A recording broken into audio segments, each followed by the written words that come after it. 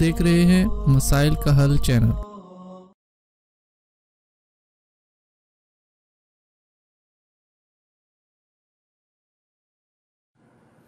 बिस्मिल्लाहिर्रहमानिर्रहीम अल्हम्दुलिल्लाहि रब्बिल आलमीन वस्सलातु वस्सलामु अला सय्यिदिना व हबीबिना मुहम्मदिन व अला आलिहि व अस्हाबिहि अजमाइन। मोहतरम नाज़रीन, आज हम 11वें पारे का ख़ुलासा आपकी खिदमत में पेश करने जा रहे हैं। 11वें पारे के आगाज़ में अल्लाह रब्बुल इज़्ज़त ने ग़ज़वा तबूक से पीछे रहने वाले मुनाफ़िकीन की सज़ा बताई कि वो गंदे और नापाक हैं और उनका ठिकाना जहन्नम है, सवाए उन चंद सहाबा किराम के जो उज़र की बिना पर या सुस्ती की वजह से पीछे रह गए, जिनकी वजाहत कुछ गुज़र चुकी है कल के पारे में और कुछ आगे आ रही है।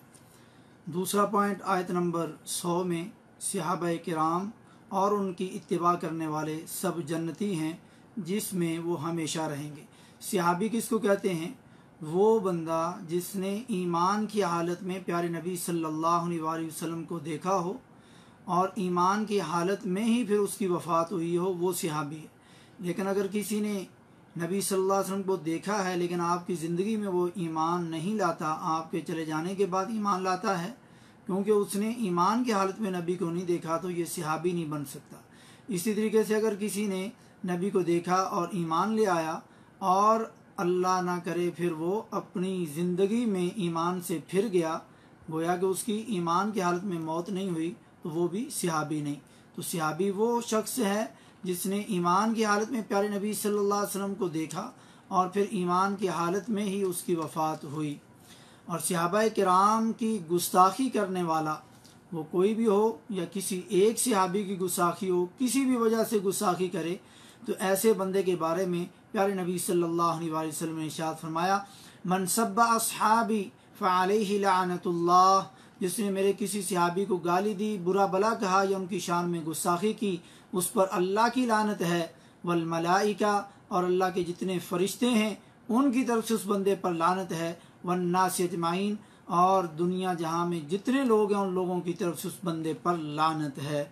इसलिए बंदे को किसी भी तरह के शुकूक व शुबहात में दाखिल नहीं होना चाहिए कि वो सहाबा किराम के बारे में अपने ज़हन में या ज़ुबान से उनके बारे में कोई बुरा सोचे या कहे।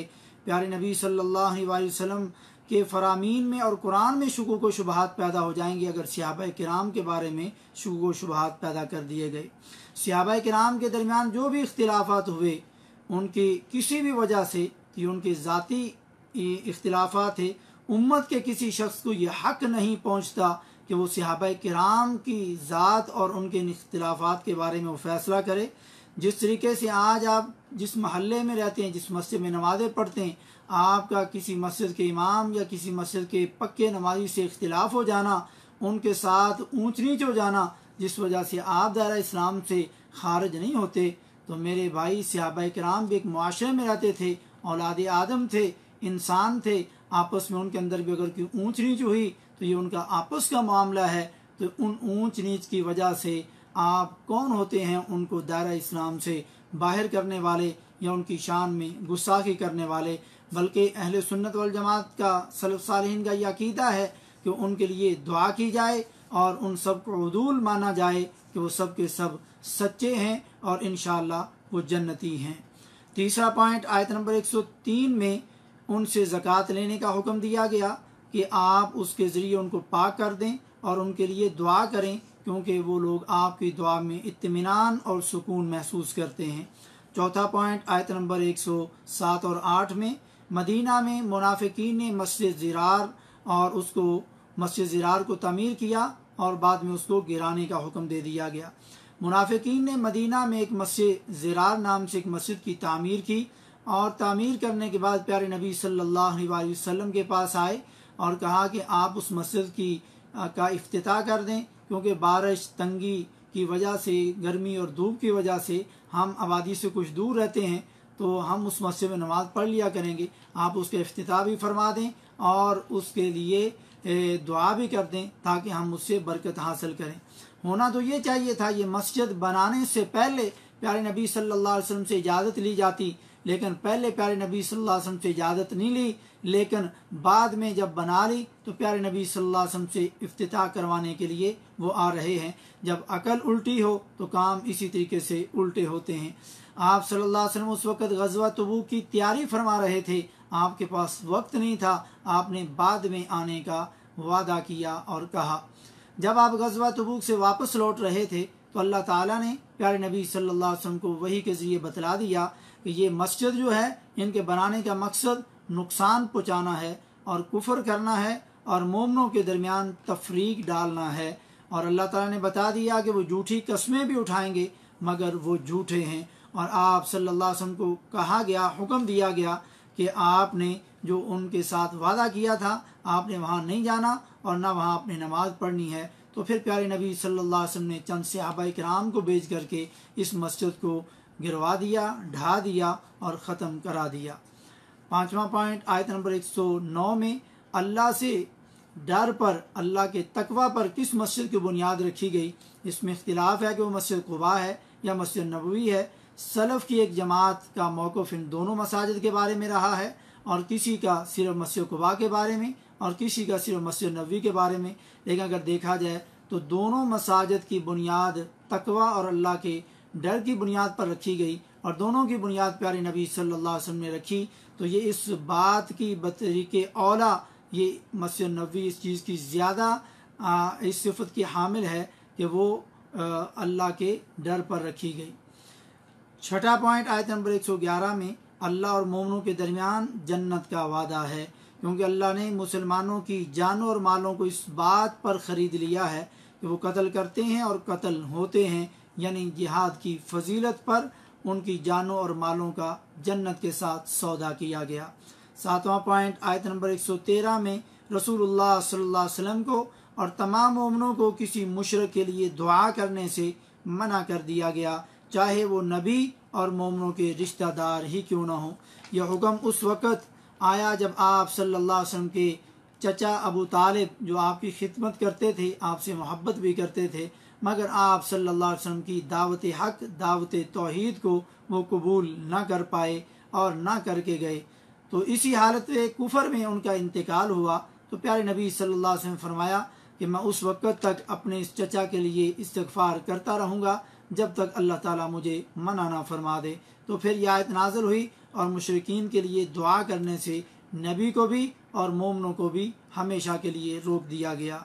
8वां पॉइंट आयत नंबर 118 में उन 3 सहाबा के बारे में बताया गया जो गज़वा तबूक में पीछे रह गए थे। तो उनके बारे में फ़ैसला खुला छोड़ दिया गया कि जब तक अल्लाह ताला का वाज़ेह हुक्म नहीं आता, क्योंकि उन्होंने मुनाफिकीन की तरह झूठे उज़र पेश नहीं किए थे, बल्कि सच सच बता दिया और अपनी गलती का एतराफ़ कर लिया था। तो उनसे बातचीत करने का हुक्म दे दी, बातचीत ख़त्म करने का हुक्म दे दिया गया और उनसे किसी तरह का भी ताल्लुक़ न रखने का हुक्म दे दिया गया। और 40 रातों के गुजरने के बाद उनकी बीवियों को भी उनसे अलहदगी का हुक्म दे दिया गया। और ये उनके लिए बहुत ही बुरा मंजर था कि वो ज़मीन पर रहते हुए ज़मीन उन पर घुट गई थी। तो मज़ीद 10 दिन गुजरने के बाद उनकी तौबा कबूल कर ली गई। 9वां पॉइंट आयत नंबर 119 में इसीलिए हुक्म दिया गया कि मोमिनो अल्लाह से डरो और सच्चे लोगों में रहो। 10वां पॉइंट आयत नंबर 122 में दीनी इल्म के हुसूल के लिए सफ़र करना, दूर जाना और वापस आकर के अपनी कौम और अपने इलाके को अल्लाह से डराना, ताकि मुमकिन है कि वो लोग अल्लाह से डर जाएं। 11वां पॉइंट आयत नंबर 124 और 25 में बताया गया कि जब कोई सूरत नाज़िल होती है तो बाज़ मुनाफिकीन कहते हैं कि इस सूरत से तुम्हारा कौन सा ईमान ज़्यादा हो गया है। सोचो, जो लोग ईमान वाले हैं उनका ईमान इस सूरत के नुज़ूल से ज़्यादा होता है और वो खुश हो रहे होते हैं, मगर जिनके दिलों में रोग है तो इस सूरत ने उनकी गंदगी के साथ और गंदगी बढ़ा दी और वो हालत कुफर में ही मर गए। 12वां पॉइंट आयत नंबर 128 में रसूलुल्लाह सल्लल्लाहु अलैहि वसल्लम का मोमिनों के साथ ताल्लुक़ और उनसे शफ़क़त व मोहब्बत, यानी मुसलमानों, अल्लाह ने ये नबी की सूरत में जो एहसान तुम पर किया है ये बहुत बड़ा एहसान है कि वो नबी तुम्हारी अपनी जिनस से है, बशर है, इंसान है, नूर नहीं है। उस पैगंबर पर तुम्हारी हर तकलीफ़ गरां गुजरती है और तुम्हारे फ़ायदे के बड़े ही ख्वाहिशमंद रहते हैं और बड़े ही शफीक और मेहरबान हैं। और ये मेहरबानी आप सल्लल्लाहु अलैहि वसल्लम की लाई हुई शरीयत और दीन रहमत है। 13वां पॉइंट और आयत नंबर 129, आखिरी आयत सूरह तौबा में बताया गया, आप कह दें कि मेरे लिए अल्लाह काफ़ी है, इसके सिवा कोई माबूद नहीं, मैंने सिर्फ उसी पर भरोसा किया है और वो अर्श का मालिक है। जो शख्स ये आयत सुबह शाम 7-7 बार पढ़े तो अल्लाह ताला उसकी फ़िक्र और मुश्किलात को काफ़ी हो जाता है, जैसा कि अबू दाऊद शरीफ की 5081 नंबर हसन दर्जे की हदीस में है। 14वां पॉइंट, सूरह तौबा और सूरह यूनुस के दरमियान रबत और असरार क्या है। कई असरार हैं, उनमें चंद। सूरह तौबा के आखिर में अर्श अजीम का रब ये बताया गया और सूरह यूनुस के शुरू में बताया सुम्मा इस्तवा अल अर्श, अल्लाह रब्बुल इज़्ज़त आसमानों और ज़मीनों को बनाने के बाद अर्श पर बुलंद हो गया। दूसरा पॉइंट, रसूलुल्लाह सल्लल्लाहु अलैहि वसल्लम आपकी कौम और नस्ल से ही हैं, यानी बशर हैं। और सूरह यूनुस के शुरू में बताया गया वौहैना इला रजुलिम मिनहुम, कि लोगों को ताज्जुब है कि उनमें से ही एक आदमी पर वही भेजी गई। तीसरा पॉइंट, सूरह तौबा के आखिर में कहा गया वला हुम यज़क्करून, और ना नसीहत कबूल करते हैं। और सूरह यूनुस के शुरू में कहा गया अफला तज़क्करून, क्या तुम फिर भी नसीहत कबूल नहीं करते। इस तरह और भी बहुत सारे असरार हैं। 15वां पॉइंट, आयत नंबर सूरह यूनुस की आयत नंबर 2 में मुशरिकीन अरब का रसूलुल्लाह सल्लल्लाहु अलैहि वसल्लम की रिसालत का इनकार करने की वजह सिर्फ यही थी कि वो कहते थे कि ये तो इंसान हैं और उन्हीं में से हैं, जैसे आजकल नहीं कहते कि घर की मुर्गी दार बराबर। इसलिए आप सल्लल्लाहु अलैहि वसल्लम को उन्होंने नहीं माना कि ये तो हमारे जैसा ही है और हम में से ही है, इसलिए उन्होंने प्यारे नबी सल्लल्लाहु अलैहि वसल्लम को रसूल और नबी नहीं माना और इस चीज़ पर वो ताज्जुब करते हैं और ईमान नहीं लाते। 16वां पॉइंट, आयत नंबर 3 में आसमान और ज़मीन की तख्लीक 6 दिन में करने के बाद अल्लाह ताला अर्श पर बुलंद हो गया। अल्लाह ताला का हर जगह ज़ात के लिहाज से मौजूद होने के गलत अकीदे का बार बार रद्द किया गया कि अल्लाह ताला अपनी ज़ात के लिहाज से अपने अर्श पर है, ना कि अल्लाह ताला हर जगह मौजूद है। 17वां पॉइंट, आयत नंबर 12 और 13 में तंगी और मुश्किल में इंसान का अपने रब से रवैया। फरमाया जब इंसान को कोई तकलीफ़ पहुंचती है तो हमको पुकारता है, लेटे हुए भी, बैठे हुए भी, खड़े हुए भी हमें ही पुकारता है, और फिर जब हम उसकी तकलीफ़ को दूर कर देते हैं तो ऐसा हो जाता है जैसे परेशानी के वक़्त उसने हमें पुकारा ही नहीं।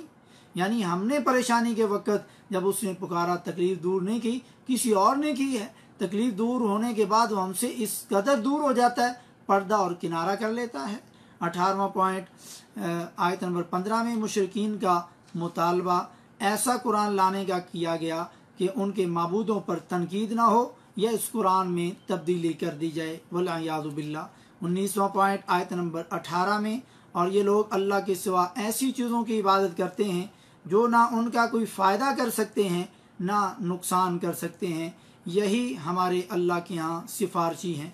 बिल्कुल सेम वही शिरकिया अकीदा मुशरिकीन मक्का का अकीदा आज के बहुत से मुसलमानों का भी वही है। ऐसे ही है, गैर अल्लाह पर ईमान रखते हैं जो ना उनको फ़ायदा पहुँचा सकते हैं ना उनको नुकसान पहुँचा सकते हैं, बस ये हमारे अल्लाह के यहाँ सिफारशी हैं, ऐसा अकीदा रखते हैं। इसीलिए तो आते हैं उनके पास और वो साफ कहते हैं कि हम तो आते ही इसीलिए इनके पास हैं कि हम तो बड़े गुनाहगार हैं, अल्लाह हमारी सुनता नहीं और इनकी कभी मोड़ता नहीं, वल्इयाज़ु बिल्लाह। ए इंसान, ए मुसलमान, तुझे शैतान ने किस तरह धोखे में डाल दिया। 20वां पॉइंट, आयत नंबर 22 में मुशरिकीन भी मुश्किल के वक्त सिर्फ एक ही आसमानों वाले रब को डायरेक्ट पुकारते थे, उससे दुआ करते थे, मगर आज का मुसलमान गुम्मन घेर में भी फंस जाए तो गैर अल्लाह को ही पुकारता है, कभी या अली मदद कह करके, कभी या हुसैन मदद कह के, कभी या चिश्ती मदद कह के, कभी पीर अब्दुल कादिर जिलानी मदद कह करके, अस्तगफिरुल्लाह, और फिर भी वो समझता है कि वो सच्चा और पक्का मुसलमान है। 21वां पॉइंट, आयत नंबर 24 में फ़ानी दुनिया की मिसाल खेती और बारिश की तरह देकर समझाया गया कि कुछ देर बाद कुछ नहीं बचेगा, कुछ नहीं रहेगा, मगर ये निशानियाँ गौर व फिक्र करने वालों के लिए हैं। 22वां पॉइंट, आयत नंबर 28 और 29 में मुशरिकीन जिनको पुकारते हैं क़यामत के दिन उनके शिरक से गफलत और बेजारी का इजहार करेंगे और कहेंगे कि हम तो तुम्हारी इबादत से बिल्कुल बेखबर और गाफिल थे, हमें तो पता ही नहीं था तुम लोग हमें पुकारते थे। तो इंसान को इस दुनिया में ये कुरान पढ़ करके गौर कर लेना चाहिए कि वो अल्लाह के सिवा औरों को क्यों पुकार रहा है। 23वां पॉइंट आयत नंबर 31 में आप कहें कि वो कौन है जो तुमको आसमान और ज़मीन में रिज़्क़ पहुंचाता है, या वो कौन है जो कानों और आँखों का पूरा इख्तियार रखता है, और वो कौन है जो ज़िंदा को मुर्दे से निकालता है और मुर्दे को ज़िंदा से निकालता है, और वो कौन है जो तुम्हारे तमाम कामों की तदबीर करता है। तो ये मुशरिकीन मक्का ज़रूर कहेंगे कि वो सिर्फ़ एक अल्लाह की ज़ात है। इस आयत से वाज़ेह हो रहा है कि मुशरिकीन अल्लाह की मलकियत और मालकियत और खालकियत, रुबूबियत और उसके मुदब्बरुल उमूर होने को तस्लीम करते थे, मगर वो तौहीद उलूहियत, इबादत वाली तौहीद, अल्लाह के साथ औरों को भी सजदे करते, औरों को भी अल्लाह के साथ पुकारते, औरों को भी परेशानी और मुसीबत के वक़्त उनसे निकालने के लिए मुश्किल कुशा और हाजत रवा समझते। जैसे आज का मुसलमान मुशरिकीन मक्का से भी बढ़ गया कि वो तौहीद उलूहियत, इबादत में तो गैर अल्लाह को पुकारता है, लेकिन वो तौहीद रुबूबियत में भी अल्लाह के साथ शिरक करता है, जिसमें मुशरिकीन ने मक्का शिरक नहीं करते थे। तो मुसलमान आज कहाँ शैतान के पीछे लग के किस रास्ते में चल पड़ा है। 24वां पॉइंट आयत नंबर 36 में अक्सर लोग सिर्फ गुमान पर चल रहे हैं, यकीनन गुमान हक को पहचानने में कुछ काम नहीं आ सकता। इससे लोग अपने अपने गुमान को बिना किसी कुरानी आयत और सही हदीस से दलील लिए, बिना महज औहाम बातिला और जुनून फासिदा के पीछे लगे रहते हैं और अकल व समझ से ज़रा भी काम नहीं लेते। दुनिया की हर चीज़ में फ़ायदा और नुकसान देखते हैं, सवाए दीन की बातों में जो भी कह दो सब ठीक है, तहकीक नहीं करते, ये मौलवी पर छोड़ देते हैं। दुनिया का कोई फ़ायदा नुकसान किसी और पर नहीं छोड़ते। समझते हैं कि हम सबसे ज़्यादा अक्लमंद और दना हैं, मुझसे ज़्यादा कोई अक्लमंद और दना नहीं, मगर दीन के बारे में वो कभी नहीं सोचता कि मैं खुद दीन को अच्छे तरीके से क्यों नहीं समझता। दुनिया पढ़ने में 20 साल लगा दिए, मगर कुरान का तर्जमा आज 50 साल उम्र गुजरने के बाद भी एक बार नहीं पढ़ा। हदीस रसूल की सही तरीन किताब कौन सी है जहाँ से खालिस दीन इसको मिलेगा, इसका पता ही नहीं, इसको ख़रीदा ही नहीं, इसको पढ़ा ही नहीं, तो कैसे अल्लाह उसके रसूल सल्लल्लाहु अलैहि वसल्लम की हकीकी पहचान और मार्फत तुझे हासिल होगी। 25वां पॉइंट आयत नंबर 39 में कुरान जैसे कलाम लाने का चैलेंज किया गया कि कुरान जैसा कलाम लाना, कोई इस जैसी एक सूरत या 10 सूरतें या कोई एक आयत ही ला करके दिखा दो, लेकिन ये अरब के फसीह बलीग जो अरबी लुगत में बहुत महारत रखते थे वो ना ला सके, और ये क़यामत तक के लिए चैलेंज है, ना कोई पूरा कर सका ना कर सकेगा। 26वां पॉइंट आयत नंबर 44 में ये यकीनी बात है कि अल्लाह ताला लोगों पर कुछ भी जुल्म नहीं करता, बल्कि लोग खुद अपनी जानों पर जुल्म करते हैं। यानी अल्लाह ने अकल, दिमाग, हक व बातिल में फ़र्क करने का जो पैमाना है वो अता किया, मगर लोग समझते नहीं, फिर भी हक के रास्ते को पहचानते नहीं, और फिर तो वो खुद अपने आप पर जुल्म कर रहे हैं, कोई और नहीं। 27वां पॉइंट आयत नंबर 49 में नबी सल्लल्लाहु अलैहि वसल्लम के पास भी अपने आप को नफ़ा नुकसान पहुँचाने का इख्तियार नहीं, मगर जब तक अल्लाह ना चाहे। तो फिर नबी मुख्तार कुल कैसे हुआ, हाजत रवा और मुश्किल कुशा कैसे हुआ? जब नबी हाजत रवा और मुश्किल कुशा नहीं, तो फिर हज़रत अली, हज़रत हसन हुसैन, फिर तुम्हारे ये पीर फ़कीर कैसे मुश्किल कुशा और हाजत रवा बन गए? मुसलमान काश तो अल्लाह का मकाम समझ आए और अल्लाह की तौहीद को समझ आए और इस शिरक से तो निकल जाए। 28वां पॉइंट आयत नंबर 57 और 58 में कुरान मजीद का मकाम और रूहानी बीमारियों के लिए ये कुरान शिफा है। लोगों, ये कुरान तुम्हारे लिए अजीम नसीहत और खुली शिफा है जो सीनों में मर्ज है, यानी दिलों में तौहीद और रिसालत और सही अकायद के बारे में जो शुकूक व शुबहात पैदा होते हैं उनका इजाला और कुफ्र व निफाक की जो गंदगी है उसको साफ करता है, यानी उसके लिए शिफा है। 29वां पॉइंट आयत नंबर 61 में नेकी करते वक्त तुम अल्लाह की नज़र में होते हो, यानी हर हाल में, हर हालत में अल्लाह तुमको देख रहा है, तुम क्या कर रहे हो। अल्लाह से कुछ भी चीज़ पोशीदा और मख्फी नहीं। यानी अगर जिस तरह रोज़े की हालत में तुम छुप करके खाते और पीते नहीं हो और बगैर वज़ू के तुम नमाज क्यों नहीं पढ़ते हो, इसलिए कि हर मुसलमान के दिल में ही होता है कि मुझे पता है या अल्लाह को पता है मगर किसी को पता नहीं। अगर मैं बगैर वज़ू के नमाज पढ़ लूँ या रोज़े के हाथ में छुप करके खा लूँ, किसी को पता नहीं चलेगा मगर अल्लाह को तो पता है। अगर यही तकवा और डर हमारे ज़िंदगी के हर उमूर में आ जाए तो यही तकवा है और यही चीज़ मतलूब है, तो इंसानों की और मुसलमानों की ज़िंदगियाँ बदल जाएँ। अल्लाहुम्मा जअलना मिनहुम जमीअन। 30वां पॉइंट आयत नंबर 62 और 63 में, औलिया अल्लाह कौन है? अल्लाह के दोस्त, उन पर ना कोई खौफ ना कोई गम होगा जो लोग ईमान लाए और अल्लाह से डर गए। वली की तारीफ़ क्या है? अल-मुमिनु अत्तकी अन्नकी, मोमिन है जो अल्लाह से डरने वाला है और पाक साफ रहने वाला है। मोमिन किसे कहते हैं? प्यार, जैसा कि मोमिन की तारीफ़ नहीं, लेकिन एक वजाहत करना चाहता हूँ। जैसा कि अगर कोई बंदा 5 वक़्त की नमाज़ पढ़ता है तो हदीस में आता है कि ये बंदा मोमिन है, उसके मोमिन होने की गवाही दो। और जो बंदा नमाज़ पढ़ता है तो वही तो अल्लाह से डरता है तो नमाज़ पढ़ता है ना। तो जब वो नमाज़ पढ़ता है तो इसका मतलब वो पाक रहता है। तो मोमिन वली कौन है? जो मोमिन हो और पाक साफ रहता है और अल्लाह से डरने वाला हो। तो ये कोई ख़ास मखलूक नहीं, बल्कि ये आप सब अल्लाह के वली हैं जो नमाजी हैं, पाक साफ रहते हैं और अल्लाह से डरते हैं।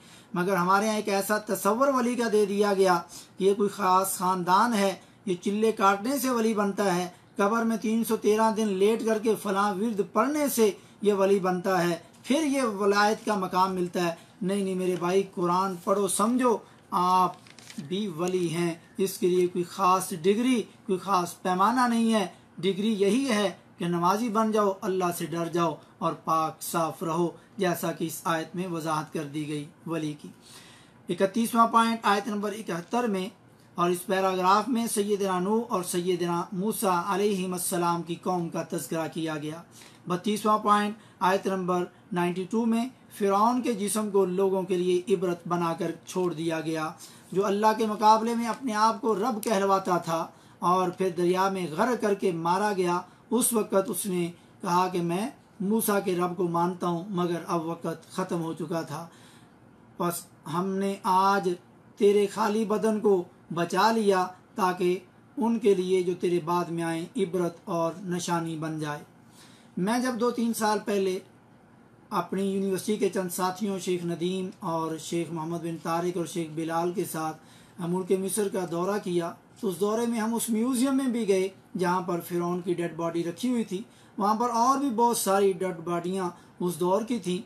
जब मैं उसकी डेड बॉडी पर पहुँचा तो मैंने आयशा से वहाँ पर यह आयत पढ़ी, फ़ल्यौम नुनज्जीका बिबदनिका लितकूना लिमन खल्फका आया, कि हम आज के दिन तेरे जिस्म को लोगों के लिए निशाने इबरत बना देंगे।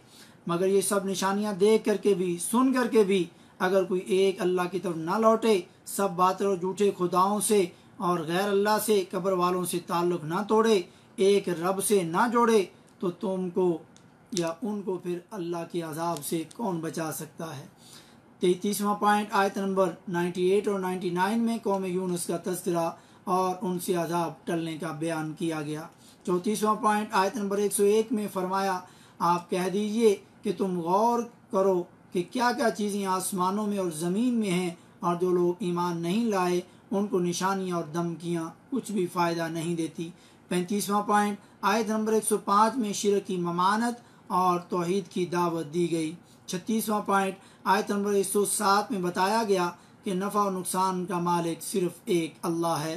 फरमाया कि जब तुम को कोई तकलीफ़ पहुँचे तो वो अल्लाह की तरफ से है, तो उस तकलीफ़ को अल्लाह के अलावा कोई और दूर कर नहीं सकता, और जब तुमको अल्लाह कोई भलाई देना चाहे तो अल्लाह के अलावा उस भलाई को कोई रोक नहीं सकता।